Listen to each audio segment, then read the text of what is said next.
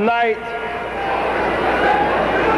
we come together bound by our faith in a mighty God with genuine respect and love for our country and inheriting the legacy of a great party, the Democratic Party, which is... How you living? So in this video, I would like to discuss personal preference versus racism.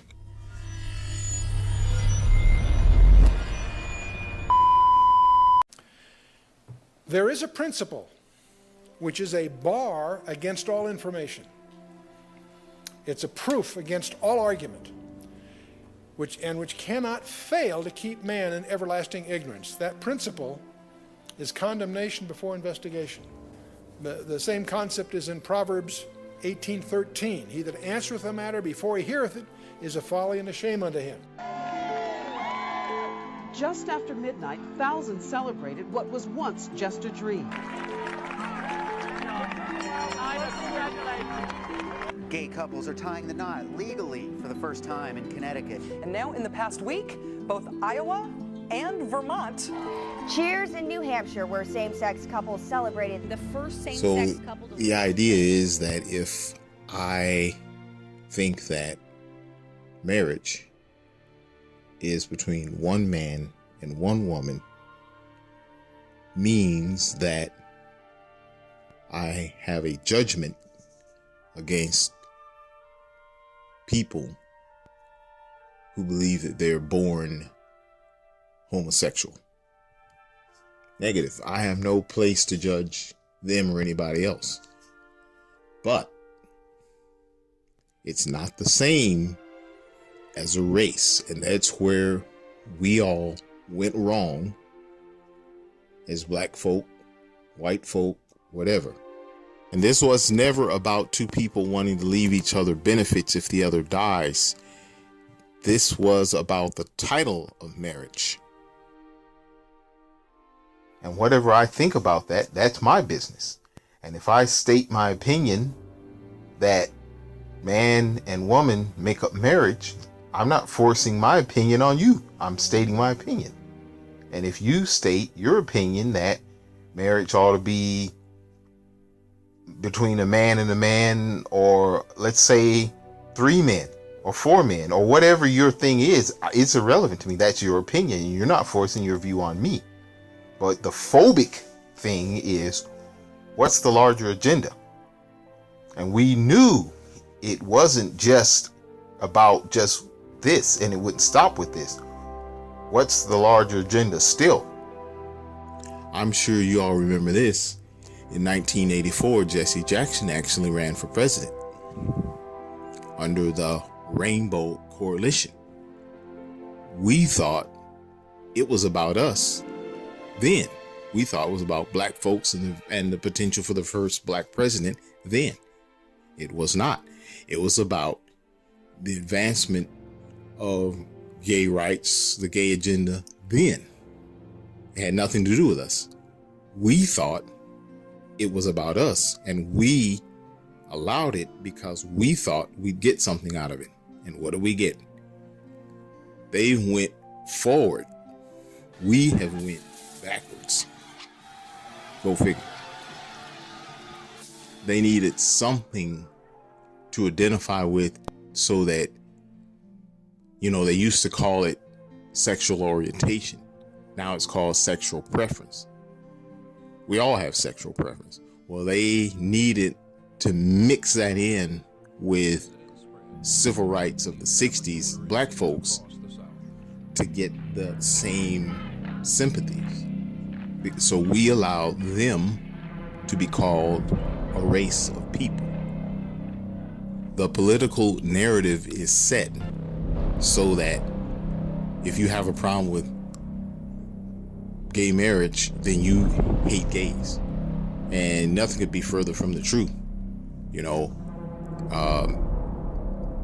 I think that if you were to beat up a guy because he is gay, I think then you need to be beat up. And I don't know if you remember but the tragedy in Orlando at the Pulse nightclub, you remember 9/11 happened, it was American flags. When the Pulse nightclub thing happened, it was the rainbow image. But even then, you remember the guy from Chick-fil-A, everyone said that he was like this big bigot because he said that marriage ought to be between a man and woman. Well, guess who is never open on Sunday? Well, he was open on Sunday giving away food after that Pulse nightclub tragedy, the guy from Chick-fil-A. Everybody has a right to exist. I have a right to exist. They have a right to exist. Everyone has a right to exist. But when you start trying to put behavioral traits on the same level as a race and say that someone's a bigot or a racist because they don't agree with a behavioral trait, I don't think that's the same. There is a condition. It's called body integrity identity disorder, BIID. This condition is where a person is born with these overwhelming feelings that they shouldn't have the full function of their limbs, for instance. So this guy grew up all his life and just couldn't take the fact that both his arms were normal.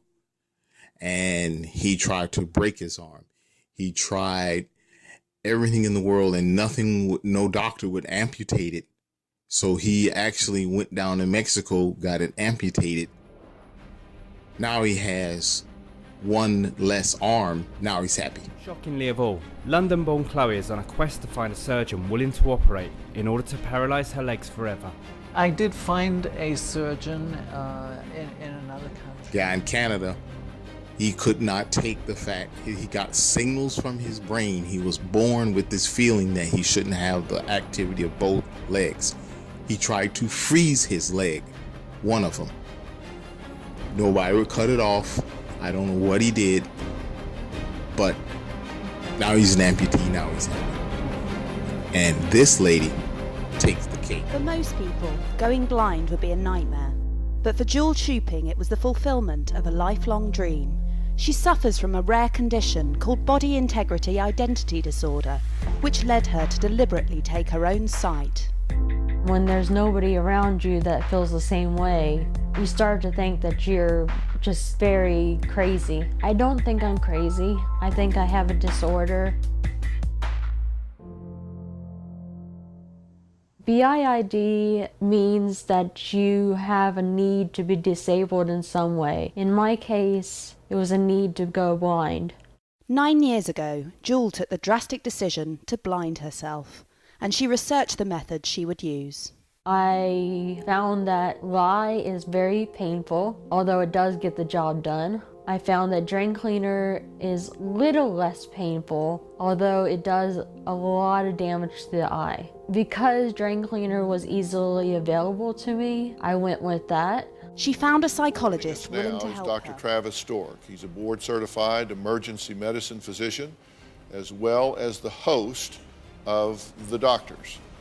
Dr. Stork worries about the dangers of people trying to disable themselves. And, Dr. Stork, we're talking about this here because it's a reality. We want to enlighten people about it, but we also don't want the power of suggestion. We don't want copycat.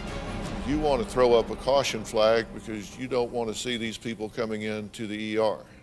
Well, on numerous levels, Jewel's story is troublesome. I think it's troublesome for anyone listening right now. And when you're an ER doc, people need to understand it's where mental health meets physical health, because people will do things like Jewel did, and then they'll end up in the emergency department. And I don't know that I've ever seen someone with BIID, because a lot of times, like Jewel, you won't know someone is engaged in self-harm. My big concern here, Dr. Phil, is I keep thinking of all of the patients who show up with suicidal ideation and attempted suicides. And the only way out for them, they think, is to kill themselves. In Jules' case, I hear over and over again, her only way out was to blind herself. To actually have this diagnosis is very rare. I do worry that people are going to hear this story, go online, join a message board, hear how to do it, and pour drain cleaner in their eyes. And there are going to be a lot of people, number one, who regret it. And there are going to be a lot of people who not only lose their vision, but cause other irreparable harm. And so, yes, I'm concerned. Chloe's illness has worrying symptoms.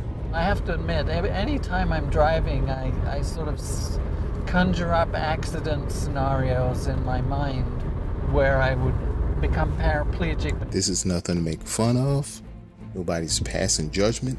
But when we start saying that behavioral orientation or preference is the same thing as a race, we're going off the deep end. There are people who could argue that they have a sexual orientation where they receive sexual gratification from being an amputee. So what about them? So maybe we can get a government program and pay for it with our tax dollars, right? Why shouldn't we? At the rate we're going, when you start talking about what you're born feeling, why not? There is a community that has the homosexual feelings and they fight it and they feel something's wrong with that. It's not because people are breathing down their neck and it's peer pressure. There's more peer pressure to believe the other way than to believe conservatively. I believe that we are all born with certain quirks about us. But as a black man, I have no choice. I can't get counseling and wake up tomorrow and be another color. I'm gonna be a black man regardless. And there is the difference in this community that I'm talking about. They, of course, they want to be they want to keep quiet. They don't want to bring a lot of attention to themselves. And so you never hear from them. Plus, of course, media would say that, well, this is because of right-wing Judeo-Christianity that they feel embarrassed. Look, I dare you be 20 years old, well-built, male, nothing wrong with you, and admit to the world that you're a virgin and see how well you have to learn how to fight. See, the pressure is really the other way around. So they're born that way. So, you know, when you start saying I'm born this way, born that, how far does the rabbit hole go? We must not be guilty of wrongful deeds. Let us not seek to satisfy our thirst for freedom by drinking from the cup of bitterness and hatred.